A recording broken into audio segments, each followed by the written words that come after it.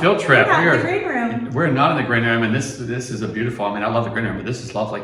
What a nice space for us to be enjoying these wines in today. Thank you, Danielle. Danielle from Cope & Co. We're at 127 Middle Lane. It's beautiful in here. If you haven't been, please come by and check it out. Gorgeous, gorgeous space, gorgeous products. Yeah, lots of good stuff. All right.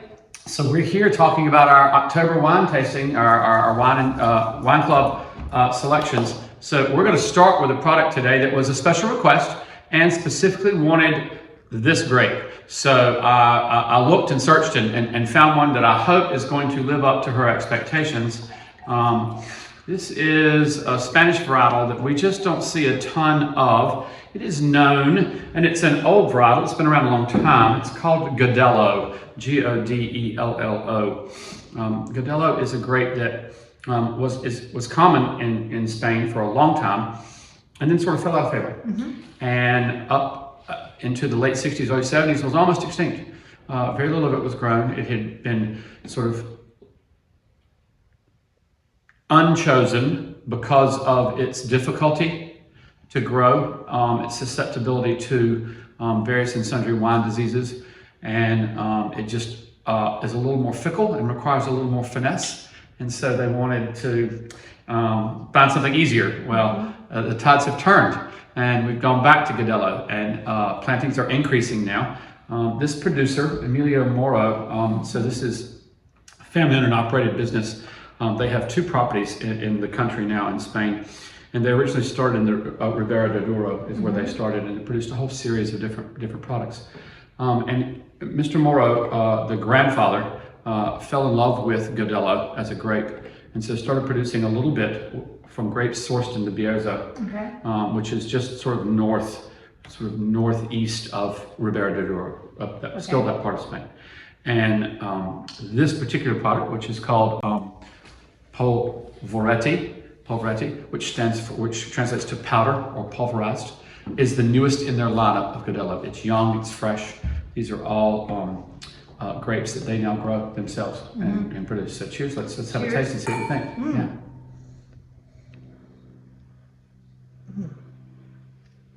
Yeah. Can I say almond? You get a little almond as well? I get a little apple, a little almond in the nose.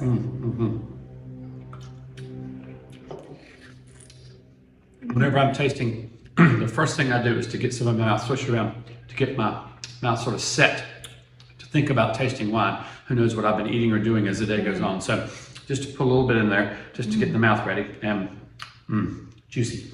Oh, that is nice. That is some really good acid, but it has body to it. I mean, it's not just really crisp and clean and then acid. There's a little bit more fuller body, a little oil, a little oomph to it. And Godello is often, or is regularly, likened to a midweight Chardonnay. So this is all stainless, but you certainly can oak this grape, and you achieve something along the lines of Chardonnay in weight and fullness when you do that. Correct. This lovely, like you said, full in the mouth up front, light, unoaked still, but like juicy quince on the backside. It just makes my mouth water. It's really, really lovely, isn't it? Beautiful color, real yellow, not green yellow, but pretty yellow, and just that is a really good yellow. Oh, that is so good. It's absolutely delicious. A grape, if you find it, I urge you to enjoy it. If you're an unoaked Chard drinker, this is right up your alley. If you are a Gruner Veltliner, this is up your alley. If you like these sort of fuller figured, if you want a wine that's a little fuller figured but still clean and nice acid, this is a lovely food wine. This is just absolutely delicious. Lovely fall white, I think. This is a great option for the fall going though. This is a good pick for you. Thank you. Absolutely.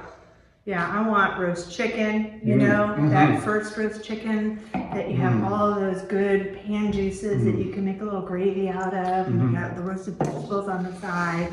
This was maybe you stuffed a lemon in that bird. Oh, absolutely, 110%, absolutely. But this is spectacular. It is. Well done, well, thank you. Thank you for the suggestion. This is a beautiful product. Emilio Moro, family and operated, and this is really sort of a passion project for him is the Godello. So we're enjoying. Thank you. Absolutely. So, all right, moving on to wine number 2. So, I wanted something that I felt, I'm always looking for something unusual and something different. And although this grape is not necessarily rare, it's one we don't often see by itself. And so, hence, I sought it out. It and its first cousin, Marsanne. So, if you followed along, you know I'm a fan of Rhone wines. Whites and reds, and so we're talking about Chateau de Trignon, so in the Rhone region of France, in the southern Rhone, based in the Gigondas area is where the winery is. They produce a whole series of traditional Rhone wines, blends. They do the family is the Quillot family or the Quillot family. So we've not talked about them, but we know them because we've had the Domaine de Hochart. We've had, they do beautiful Chateauneuf de Pape. Some of the great Chateauneuf de Pape comes from this family. They have a variety of properties around the country, but they really specialize in Rhone grapes and Rhone wines. This property came into their family in 2006. They acquired it, but it's been there for millennia, growing grapes. This area is one of the oldest grape growing areas in all of France. It's southern Rhone. We talked about Chateauneuf de Pape. That was the papacy in exile in the 14th, 15th century. All the area around that growing these traditional grapes. This is one of the classic Rhone white varietals called Roussanne. So it and its sister grape Marsanne, and their first cousin Viognier. And I love this family tree. Right, this family tree is fantastic. Along with Grenache Blanc and Grenache Gris and a few others, Bourboulon, Picpoul, de Pinay, are the traditional white Chateauneuf de Pape grapes, and also approved to be blended in with red grapes in red Chateauneuf de Pape of the group of 13. Interestingly enough, instead of doing a blend of Côte de Rhone Blanc, they have chosen to produce all 3 of the big 3, Roussanne, Marsanne, and Viognier, as single varietals. So they don't do a white Côte de Rhone that's a blend. They do 3 white Côte de Rhones, and they're each 100% of a single varietal. So this is their Roussanne. I picked the Roussanne today because I think it's the one that we know the least about, that we hear the least about. It is the one, actually, Roussanne is sort of losing ground to its sister Marsanne. I don't really know why, it's hard to explain why, but she is. Her acreage has lessened over the course of the last couple of decades. She's still there, but we don't see a lot of it. Roussanne is a grape that, as a single varietal, certainly can be oaked and can produce full-bodied wines again, like we talked about the Godello. This is unoaked. This is all family-owned vines, 100% estate fruit, and just, I think, a really interesting version of this grape. Again, a grape that there's just not a ton of it out there. And that we just don't see a lot of this. It is known to be aromatic. Like its sister and like its first cousin Viognier, it is quite an aromatic white. And that's often what it's used for. In the past, we've talked about how sometimes they'll blend a little Viognier into Syrah to lighten it and to bring the nose out. They also do the same thing with Roussanne. In this part of this, in the southern Rhone, they will add a little Roussanne into Syrah and Gigondas to brighten it and lighten it, and Hermitage and Gros Hermitage as well, to bring the reds up a bit and bring them to you in the glass, to lighten them, keep them from being so stodgy. Right.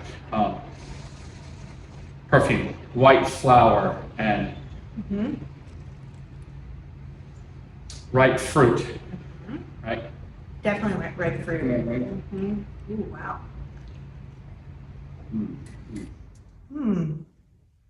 This is not as heavy in the mouth as this one is. But it coats it so delectably. Almost oily. Yes. Okay. There's a texture to this.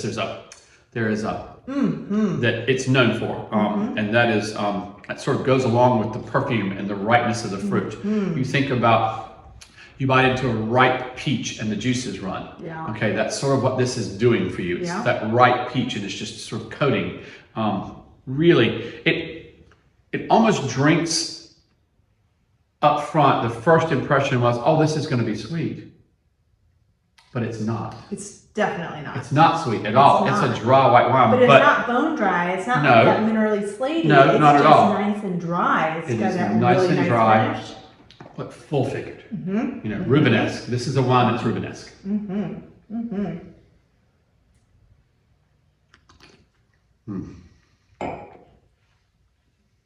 I like how this wine, the Godello, has that acid structure that really makes my mouth water. Absolutely. And, you know, I'm just like, it's gonna, I know this will, for me, will cut through some fat at cream Right. sauce. Even, I think it would stand up to some mustard. Oh, I agree. I agree. Yeah. And so this one, not so much acid, Soft. but I want a meat with this. I want yeah. cheeses with this. Yeah. I want bread with this. I want butter. I want all, you know, like, Right. I agree. This is a situation for me. You know, a lot of times we think about opposites pairing. So you want a bright, crisp wine with something that's super fatty or rich to help cut through it. But for me, this sort of begs like. This has acid. It has, but like you said, this might be my chicken and cream yeah, with herbs. yeah. This might be a mushroom cream sauce over rabbit. This could be again another fall white for me. I love the depth of this, the richness of this on the palate. Just a fuller figured. The Godello has weight, but the acid on the back end and the brightness of it sort of balances that out. This Just a little more sophisticated. a little more sophisticated, You know what I'm saying? a little bit fuller all the way through. The fullness lasts all the way through the palate, right? I did want to while we're halfway through, so we're at the halfway point now, we talked about these two lovely whites and we're moving on to these two lovely reds, and I do want to say, through no work of my own or no actual thought process into this at all four of these wines are rated at 91 points or more. So I'm pretty happy about that. They all, in addition to us enjoying them, other people who like them as well. Yeah. The people who get paid to do this for a living and published in magazines actually like all of these wines. This has consistently gotten 91, 92, 93 points. This has gotten 91 points or more, and both of these are 91 and 92 points. So I'm thrilled about our options today and the quality level of what these lovely people have produced for us to enjoy. All right, moving on. I do love that you choose intentionally grapes that are not necessarily known. Maybe they have been out of favor and they're coming back in, but it's very intentional. It is. What we choose, and it is very intentional what we present. And so very much it's so. not a shot in the dark. There's a Right. lot of research, there's a lot that goes into it. It takes me a while to pick these wines. It does. It's I do a lot of work. Well, thank you. I do what I can to try and find products that I think are good representatives and are interesting and something fun for everybody to enjoy. Yeah, and not anything you can just pull off a grocery store shelf. Correct. Very true. Very true. All right. Now, with that in mind, two grapes that we rarely see to two grapes that we always see.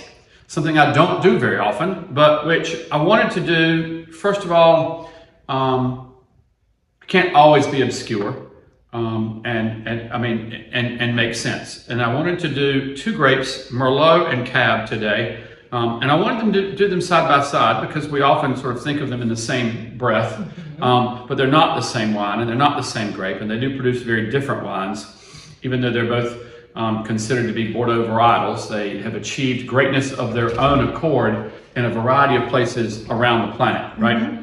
And this is a good example of that. We're going to start with the Airfield today. So the Airfield is Airfield Estates. This is Yakima Valley, Washington State, okay? And this is 100% Merlot, and this is all estate fruit. They grow 20 plus varieties of grape. Airfield Estate. Airfield Estate. Oh, wow. Okay, so, wow. Family and operated, and part of the reason the name is called this is because part of their property was an Army Air Corps training station prior to World War II in the area, and they still use some of the original buildings that they acquired when they bought the property that were left there, including a couple of old airline hangars as storage facilities on the property for some of their equipment and stuff, which is very cool. So Airfield is the name, family owned and operated, and has been since its inception by the same family. This is one of, like I said, 20 plus varieties of grapes that they grow.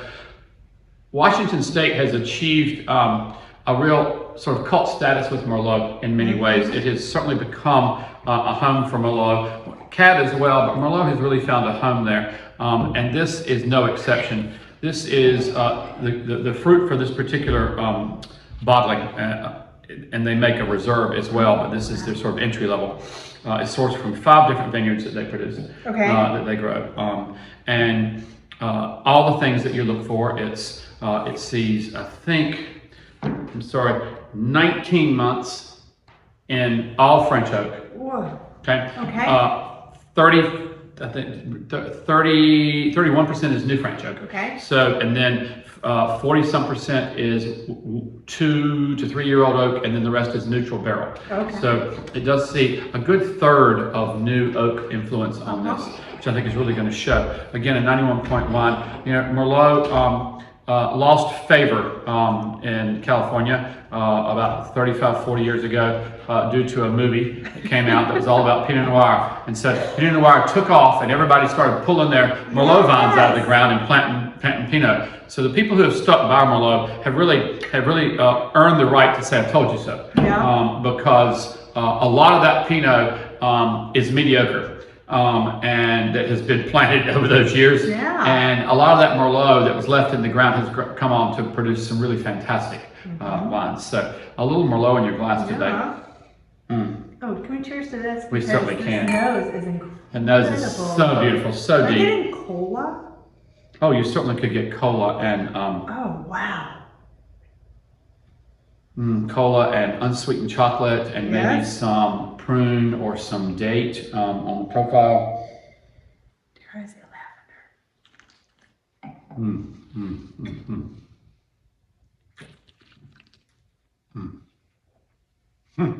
Wow. Thank you, Tin Instructor. That is very nice. That's just beautiful. So balanced, such great fruit, such nice structure. Yes. All the way through. Lovely hang on the back end. I mean, it's still going. Oh, still really drinking out of its way above its price point. That's exceptional. That really is. That is what Merlot is supposed to be. Yeah. That is, you know, and that's a real testament to the dedication to a grape that is a stalwart and that is a workhorse. And is often thought to be just a partner, you know, and not thought of as by itself. You know, in its classic home in Bordeaux, 1/2 of Bordeaux is Merlot driven, and some of the world's greatest wines. One of the most sought after cult wines in the world, Chateau Petrus, is never less than 95% Merlot, year in and year out. People tend to forget that. They think Bordeaux, they think Cab. And although there's nothing wrong with Cab as the king of grapes, Merlot certainly has its spot there in producing some really beautiful. The depth of dark fruit here, that black fruit, that dark cherry, that It doesn't dry your mouth out. It lingers and it plays on your tongue. This is just this will stand up. Okay, I don't eat steak, but I think this would be fabulous with a steak. But that bone in that tomahawk. That big bone. Oh yeah, a tomahawk ribeye. But a quarter of a mushroom. I just made some mushroom risotto. Oh yeah, delicious. That would be so good with this. Oh, my goodness, this is gorgeous. This is wonderful. The other thing I love about this is drinkable by itself. This is not going to require food. You can enjoy a glass of this. It's got a little more tannin structure than certainly these whites do, but it should. It's a red wine, and it is beautifully balanced. It's going to pair nicely with all variety of bigger food, but it's very enjoyable by itself. A glass of this by the fire, a glass of this on the front porch and watching the sunset and the fall leaves fall. I'm a happy Glass of camper. this with a piece of chocolate. A glass of this with a piece of chocolate, fantastic. Oh yeah, a glass of this with a piece of dark chocolate, that's it, with a touch of sea salt on it would be fantastic. You know, we talked about those little chocolates with sea salt in the store. Yes. Ah, that's a beautiful little snack right there. Yeah, This is nice. chocolate covered bacon. Oh, you're not wrong. Chocolate covered bacon. I mean, we got that eating. I know. Yeah. Just a beautiful product. This is really, this exceeds all my expectations here. This is everything I wanted to be and then more. So I'm super thrilled. No wonder it gets consistently high marks. It's just so pretty. So pretty. A burger. Yeah, char-grilled veggies. A steak sandwich. Oh man. This is my favorite. For sure. This is going to be a winner. People are going to love this. The guys are going to love this. Oh, yeah. Oh, yeah. Bottle Club members. Bottle Club members, you are... Get 3 or 4. You're in for a treat here. You're in for a treat with the so airfield. good. That's really quite scrumptious. Very nice indeed. All right, so moving on to wine number 4 today. So we talked about Merlot, now we're moving on to Cab. So this is, I hope it's going to be an interesting adventure for all of us. I'm pretty excited about this. Okay. So this is Chateau, it doesn't even say on the front, but it's Chateau Le Fontaine, and it just says Le Traverse de Fontaines, Pays d'Arc. So this is a wine from the Languedoc-Roussillon region. Okay. Right? Now, they don't put that on the label because where this wine is from, Cab is not an approved varietal.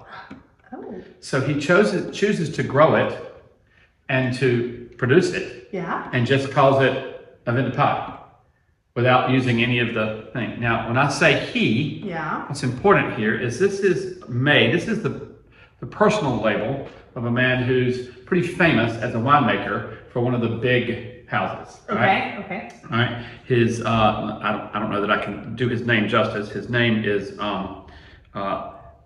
Sirac Rosier. Okay. And Sirac is okay. And he produces wines at Chateau Le Roque, which is a great Bordeaux house. But he, which is a Grand Cru Bordeaux house, and is the winemaker there. And this is his little pet project. This is his personal. These are his wines, produced on his. So this is from, like I said, Languedoc-Roussillon is where the grapes are from here, and an area we don't see a ton of Cab in this particular part. I mean, there's some grown, but again, because you can't call it or use the appellation, people don't mess with it because they want to be able to use the name of the area to help sell the product, right? It's marketing. So the wine gets great marks, really highly acclaimed, but it's a different style of Cab than I think we're generally used to. So it'll be interesting to see what we find in our glass. Wow. Big nose. Really? Okay.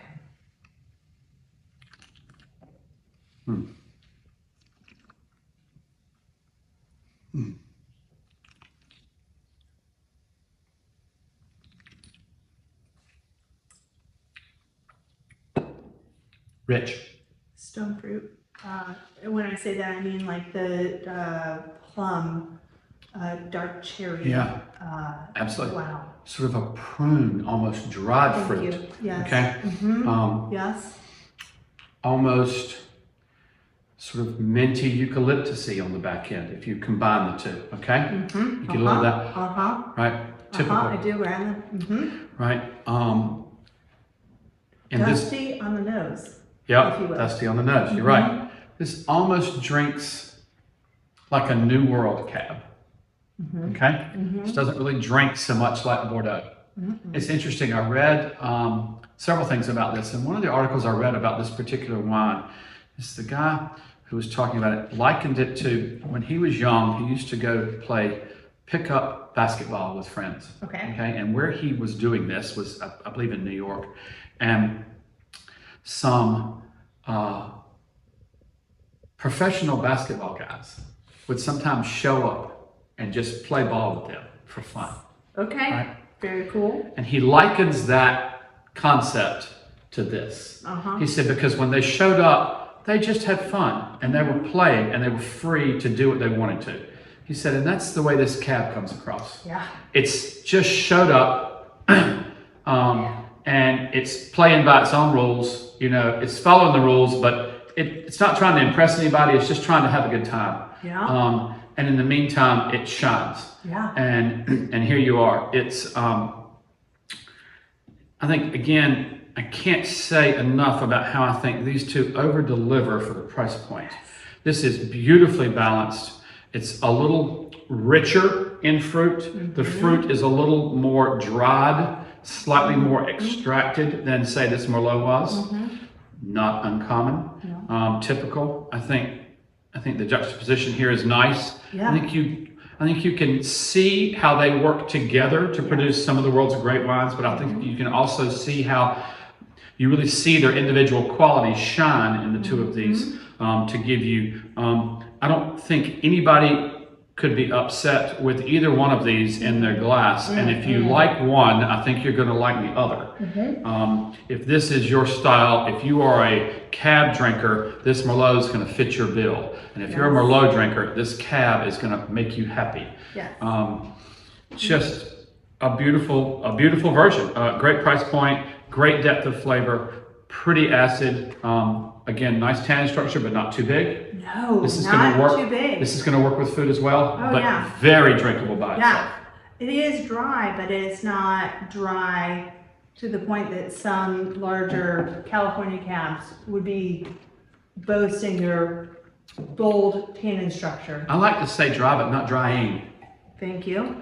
And then also I'm getting white pepper. Okay. But yeah, you nailed it with the eucalyptus and mint. Like There's just a little hint of that in the back end. So, you know, that wonderful, it just sort of helps lighten the fruit that's sort of heavy and dark, which is nice. It's almost brooding fruit. It's almost stewed fruit. So think of stewed prunes or stewed plums down, and you get that depth of flavor. Maybe you're making a fruit compote and you've added some red wine as a reduction over top of your fruit and stewed it down, and you really get that depth and richness of flavor. But then maybe you threw in 2 mint leaves to brighten it. But I'm getting, and this is where I pan to Danielle, but I'm getting leather. I'm getting fat on the nose. And I don't think it's just because we're surrounded by these beautiful wines. I agree. It doesn't hurt, but I agree. You're right. But, I mean, there's some tack room. There's some leather on the nose here that just really sets me up for, as you were saying, kind of over delivers, which is so wonderful. These are I just can't say enough good stuff. I'm so thrilled with this lineup. I think everybody's over delivering. I think they're great options going into the fall. I think these are beautiful cool weather reds, beautiful fall whites. I think we are really going to wow our people this month. So I'm pretty excited about it. Cheers to October. Cheers, thank you. October. Cheers to October. We'll see y'all soon. Thanks. Perfect. Well, thank you. Yes, it really was. It turned out great. Thank you. Are you good? Is